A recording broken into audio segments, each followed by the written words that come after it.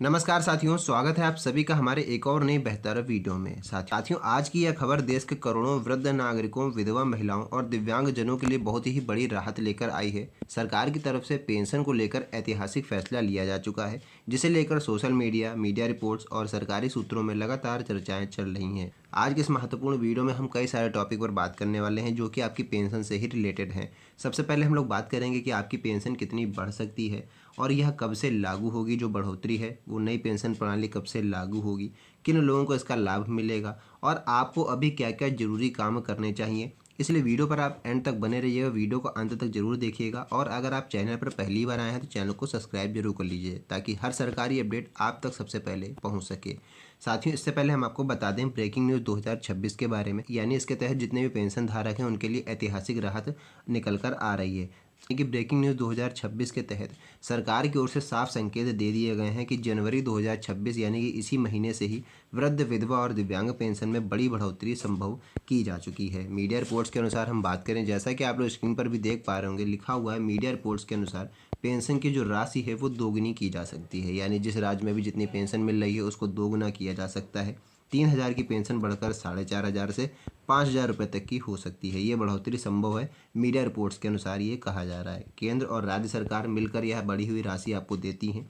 अगर यह फैसला लागू होता है तो यह अब तक की सबसे बड़ी सामाजिक सुरक्षा योजना मानी जाएगी। ठीक है, और आपको बताते हैं कि किन किन लोगों को पेंशन का लाभ मिलेगा। यानी हम तीनों प्रकार की पेंशन की बात यहाँ पर करेंगे, जैसा कि वीडियो की शुरुआत में ही मैंने आपको बताया था, वृद्धावस्था पेंशन, विधवा पेंशन और दिव्यांग पेंशन। तो सबसे पहले साथियों हम बात करते हैं वृद्धावस्था पेंशन में आयु क्या है। आयु क्या आप जानते हैं, जैसे कि लिखा भी हुआ है 60 वर्ष या उससे अधिक जो आयु आपकी होनी चाहिए।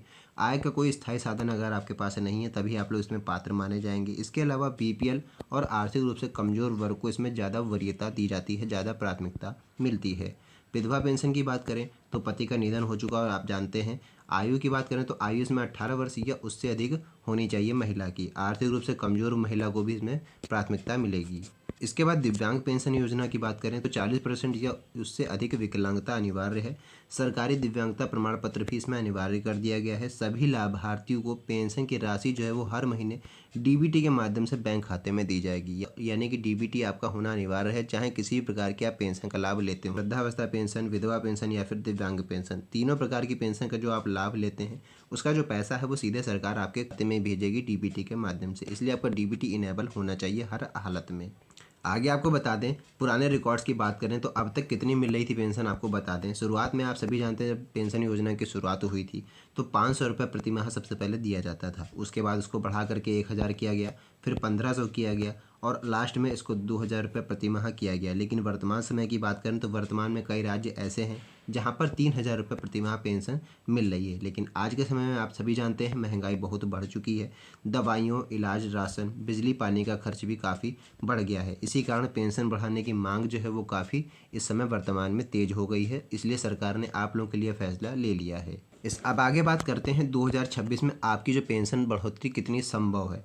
तो मीडिया रिपोर्ट्स और सूत्रों के मुताबिक हम आपको बता दें कि 1,500 से 2,000 तक की बढ़ोतरी इसमें संभव मानी जा रही है।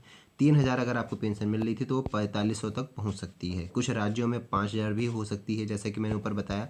1,500 से 2,000 रुपये बढ़ोतरी है, यानी किसी राज्य में अगर 3,000 मिल रहा है तो वहाँ पर 4,500 भी हो सकता है और 5,000 रुपये तक भी पेंशन आपको मिल सकती है। यह बढ़ोतरी वृद्ध, विधवा और दिव्यांग तीनों वर्गों के लिए समान रूप से लागू होगी। किसी में भी कोई भेदभाव नहीं है, समानता, एक समान पेंशन योजना लागू की जा रही है। अब बात करते हैं पेंशन बढ़ाने का सरकार का असली उद्देश्य क्या है साथियों। तो सरकार का उद्देश्य सिर्फ पैसा ही देना नहीं है, बल्कि बुजुर्गों को सम्मान के साथ उनका जीवन, विधवा महिलाओं को आर्थिक सुरक्षा, दिव्यांगजनों को आत्मनिर्भर बनाना रखा गया है। यानी कि जब हर महीने आपको तय पेंशन राशि मिलेगी तो व्यक्ति खुद को बोझ नहीं समझेगा और उसका आत्मविश्वास बढ़ेगा, साथ ही साथ समाज में सम्मान भी बना रहेगा। इसी साथ आगे बढ़ते हैं और आपको बताते हैं कि पेंशन बढ़ने से क्या क्या फ़ायदे होंगे। बुजुर्ग जो है वो अपना समय पर इलाज करा सकेंगे, पैसों की कोई परेशानी नहीं होगी उनको। विधवा महिलाओं को आर्थिक स्थिरता उनको मिलेगी। दिव्यांगजन जितने भी हैं वो अपने लिए उपकरण खरीद सकेंगे और साथ साथ अपनी थेरेपी भी ले सकेंगे। दूसरों पर निर्भरता कम होगी, आत्मसम्मान और आत्मविश्वास भी इससे बढ़ेगा। आपको एक और बात बता दें जो कि यहाँ पर ध्यान देना बहुत ही ज़रूरी है सभी पेंशन धारकों को, यानी कि लाभार्थियों को अभी क्या करना चाहिए। आपको बता दें यहाँ सबसे महत्वपूर्ण हिस्सा यही है। 4-5 स्टेप हैं जो कि आपको करना है। आधार कार्ड को बैंक से लिंक रखना है, बैंक खाता एक्टिव रखना है, डीबीटी इनेबल जरूर करवाना है, जीवन प्रमाण पत्र समय पर आपको दे देना है, जब भी आपसे मांगा जाए, जब भी आपका समय आए। ई-केवाईसी अपडेट रखना है और साथ ही साथ आपको बैंक खाता एक्टिव जरूर रखना है। भले आप 3-3 4-4 महीने में जमा निकासी करते रहें, लेकिन करना जरूरी है। इससे क्या होगा कि आपका बैंक खाता एक्टिव रहेगा, डेड नहीं होगा।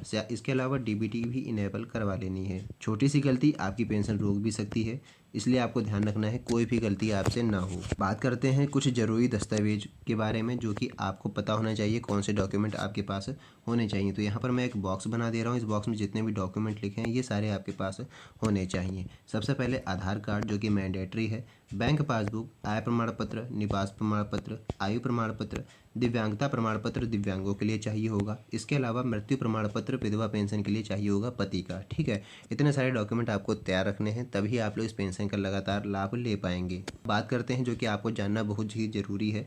सरकार की ओर से जो अंतिम अधिसूचना आई है, यानी जो ऑफिशियल नोटिफिकेशन जारी अभी नहीं हुआ है, यह जानकारी जो मैंने आपको बताई वह मीडिया रिपोर्ट्स और सूत्रों के आधार पर ली गई है। जैसे ही सरकार का कोई भी आदेश आएगा, कोई भी ऑफिशियल नोटिफिकेशन आएगा, सबसे पहले आपको इसी चैनल पर पूरी जानकारी दी जाएगी।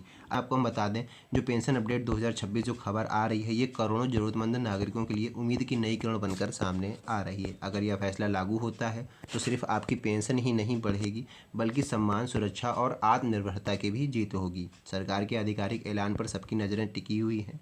अगर आपको यह जानकारी उपयोगी लगी हो तो इस वीडियो को लाइक करें, अपने रिश्तेदारों के साथ ज़रूर शेयर करें और चैनल पर पहली बार आए हैं तो चैनल को सब्सक्राइब करना ना भूलिएगा। कोई भी सवाल या कोई भी परेशानी हो तो आप कमेंट बॉक्स में मुझसे ज़रूर पूछ सकते हैं। मैं आपकी समस्या का समाधान जल्दी ही कर दूंगा। ठीक है, तो बस आज की इस वीडियो में इतना ही। मिलते हैं नई वीडियो में नेक्स्ट टॉपिक के साथ। तब तक के लिए धन्यवाद।